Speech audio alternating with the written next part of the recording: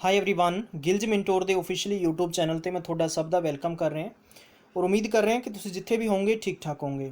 Recruitment notification च मैं ਤੁਹਾਡੇ ਲਈ बहुत इंपॉर्टेंट एक अपडेट लेके आया। DRDO च पोस्टां आउट ਹੋਈਆਂ ਨੇ, पूरी जानकारी दसांगा कि फॉर्म किद्दां भर सकते हो, की क्वालिफिकेशन होएगी, ਤੁਹਾਡੀ फॉर्म भरन की डेट की और अखीरली डेट की है, सिलेक्शन प्रोसेस की है, फॉर्म भरन दे नाल फीस कितनी सबमिट करनी है, कंप्लीट तुहानूं मैं जानकारी इस सैशन च देण वाला वां।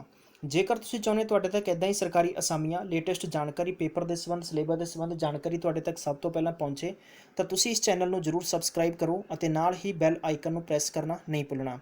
डिस्क्रिप्शन बॉक्स में दिते गए तुहानूं इंस्टाग्राम टैलीग्राम व्हाट्सएप ग्रुप के लिंक जिथे तुसीं जुड़ के सब तो पहलां इंपॉर्टेंट जानकारी पा सकते हो और फ्री च तुहानूं स्टडी मटीरियल भेजा जाता है, वो भी तुसीं सब तो पहलां लै सकते हो। तो तुहानूं मैं लैके चलदा वां ऑफिशियली नोटिफिकेशन ते, उत्थे वेखदे हां वधेरी जानकारी की है। दोस्तों ऑफिशियली नोटिफिकेशन है DRDO मतलब डिफेंस रिसर्च डेवलपमेंट ऑर्गेनाइजेशन द्वारा ये पोस्टां आउट होंदियां ने हर साल। ये संबंध च तुहानूं मैं पूरी जानकारी दसना चाहांगा कि जो एलिजिबिलिटी तुहानूं दसी है फॉर्म किदों तो किदों तक भरना है, पूरी जानकारी मैं इत्थे तुहाडे नाल सांझी करांगा।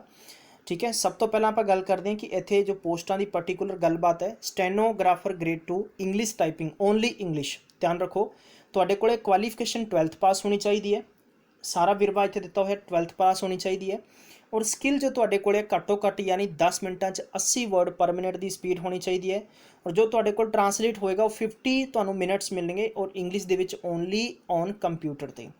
नंबर 2 है एडमिनिस्ट्रेटिव यानी असिस्टेंट ए है, यानी इंग्लिश टाइपिंग लई ये तुहाडे कोले 12वीं पास होनी चाहिए है, किसी भी स्कूल तो कीती है, किसी भी यूनीवर्सिटी के थ्रू तुसीं अगर पास आउट हो और तुहाडा स्किल टेस्ट जो है इन्होंने दस्सिया कि 35 वर्ड पर मिनट, ठीक है, टाइम 10 मिनट है और 35 यानी 35 वर्ड पर मिनट लगभग तुहानूं टाइम दिता गया। कॉरस्पोंडेंट इत्थे टाइम मिलेगा।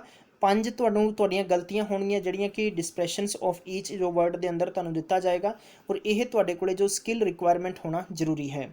इस तो बाद अगला एडमिनिस्ट्रेटिव असिस्टेंट यानी ए हिंदी टाइपिस्ट लिए 12वीं पास होनी चाहिए और ये भी लगभग तुहानूं जिवें इंग्लिश 35 वर्ड पर मिनट सी और हिंदी तुहाडे कोले 30 वर्ड पर मिनट होने चाहिए, बाकी हर सारा कुछ सेम रहने वाला वा। नैक्सट है कि स्टोर असिस्टेंट ए इंग्लिश टाइपिंग लिए 12वीं पास होने चाहिए हो, तुहाडे कोले स्किल टाइपिंग की गल करते हैं तो सेम ही होना चाहिए वा। हिंदी लिए बिल्कुल 12वीं पास होनी चाहिए और 30 वर्ड पर मिनट तुहाडे कोले स्किल टेस्ट होना चाहिए है।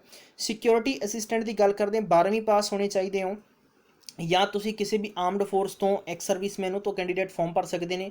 फिजिकल फिटनेस होएगा, ठीक है, और अंडर द इंस्ट्रक्शन ड्यूटीज़ होएगी, ये संबंध में तुहाडे कोले स्किल होना जरूरी है। क्लर्क की गल करते हैं कैंटीन मैनेजर ग्रेड 3 होएगा, सकैंडरी यानी तुहाडे कोले 10वीं पास होनी चाहिए है और ये संबंध में तुहाडे कोले जो क्वालिफिकेशन के नाल स्किल होना चाहिए। तकरीबन क्लर्क लिए 30 वर्ड पर मिनट इन्होंने दसिया कि इंग्लिश है और 25 वर्ड पर मिनट इन्होंने जो टाइपिंग तुहाडे तो मंगी है वो हिंदी के विच मंगी है, वो कैंडीडेट इत्थे फॉर्म भर सकते हैं। उस तो बाद असिस्टेंट यानी हलवाई कम कुक के लिए तुहाडे कोल 10वीं होनी चाहिए है, मैक्सीमम 12वीं है। 2 साल का तुहाडे कोल तजर्बा होना चाहिए, गौरमेंट या सेमी गौरमेंट के विच तुसीं कुकिंग का एक एक्सपीरियंस होना तुहाडे कोल लाजमी है। ठीक है, उस तो बाद होगा कि व्हीकल ऑपरेटर ए तुहाडे कोल 10वीं पास होनी चाहिए और कैंडीडेट को वैलिड ड्राइविंग लाइसेंस और 2 साल का, ठीक है, और 3 साल का तुहाडे कोल एक्सपीरियंस होना चाहिए 3 wheelers and light and heavy vehicle चलाने का। तुहानूं नॉलेज होना चाहिए मोटर मैकेनिज्म की गल करते हैं कि मोटर के संबंध तुहानूं नॉलेज होना जरूरी है और एक्सपीरियंस होना चाहिए ड्राइविंग और की पार्ट किस वक्त खराब होए तो उन्होंने किद्दां तुसीं चैक कर सकते हो भी की फाल्ट है और किद्दां तुसीं उन्होंने क्लीयर करवा सकते हो। नंबर नैक्सट पोस्ट है जो गल करते हैं वो है फायर इंजन ड्राइव ए दे विच 10वीं पास होनी लाजमी है। ये संबंध तुहाडे कोले यानी इन्होंने कहा कि positions of the valid driving licence होना चाहिए 2 साल का और 3 साल का सेम तजर्बा होना चाहिए तुहाडे कोल ड्राइविंग के संबंधित तो नॉलेज ऑफ ट्रैफिक रेगूलेशन के संबंधित यानी टैरी जो तुहाडे कोल ट्रैफिक रेगूलेशन होएगा वो संबंध में पूरी जानकारी होनी चाहिए। फिजिकल फिटनेस तुहाडा होना चाहिए, कैंडीडेट इत्थे एलिजिबल मन्ने जाणगे। नैक्सट है फायरमैन, फायरमैन के संबंध में गल करते हैं तुहाडे कोले 10वीं होनी चाहिए, मैक्सीमम 12वीं होवे, ठीक है, सेंटर गौरमेंट या स्टेट गौरमेंट तो तुसीं तकरीबन की होनी चाहिए और फिजिकल फिटनेस के तौर पर तुसीं बिल्कुल फिट होने जरूरी है। हुण गल करते हैं पोस्टां की विरवा पा लैने। सब तो पहला जो कि स्टैनो दी 13 पोस्टां ने, असिस्टेंट इंग्लिश के लिए 54 पोस्टां ने और असिस्टेंट हिंदी लिए टोटल इत्थे 4 पोस्टां ने और इंग्लिश जो स्टोर्स असिस्टेंट है वो 28 पोस्टां ने, तुहानूं दसना चाहांगा 28 पोस्टां ने। ये नाल जो कि स्टोर असिस्टेंट हिंदी टाइपिस्ट दी 4 पोस्टां ने। सिक्योरिटी असिस्टेंट दियाँ टोटल 40 पोस्टां ने, क्लर्क दियाँ 3 पोस्टां ने और असिस्टेंट हलवाई कम कुक दियाँ 29 पोस्टां ने। व्हीकल ऑपरेटर दियाँ टोटल 23 पोस्टां ने और ये 6 पोस्टां का ब्यौरा दसिया गया है कि जोड़े कैंडीडेट यानी फायर इंजन ड्राइव फॉर्म भरनगे उन्होंने लिए, ठीक है। टोटल 224 पोस्टां ने, बहुत इंपॉर्टेंट अपडेट है। परमानेंटली पोस्ट होएगी, परमानेंटली है। पे स्केल की जितों तक गल करते हैं, तुहाडे कोले 19,900 तो लैके लगभग 63,000 रुपये तक तुहाडी सैलरी रहने वाली वा। और ये एज की गल करते हैं, 18 साल तो लैके 27 साल तक के कैंडीडेट फॉर्म भरनगे as per the rule regulation of central government. SC ST OBC और ESM PWD और विडोज़ द केसेस है, उन्होंने उम्र च छूट दी जाएगी। ठीक है, ये यानी जो फिजिकल हैंडीकैप्ट है उन्होंने संबंध भी ये छूट मिलेगी, उन्होंने कोटा रिजर्व किया गया है। होर की कुछ हिदायत ने इतने एलिजिबिलिटी की गल करते हैं तो कैंडीडेट की एलिजिबिलिटी मैं तुहाडे नाल ऑलरेडी शेयर कर चुकिया वा की क्वालिफिकेशन होनी चाहिए है और की तुहाडे कोले एक्सपीरियंस या तजर्बा के तौर पर होना चाहिए वा।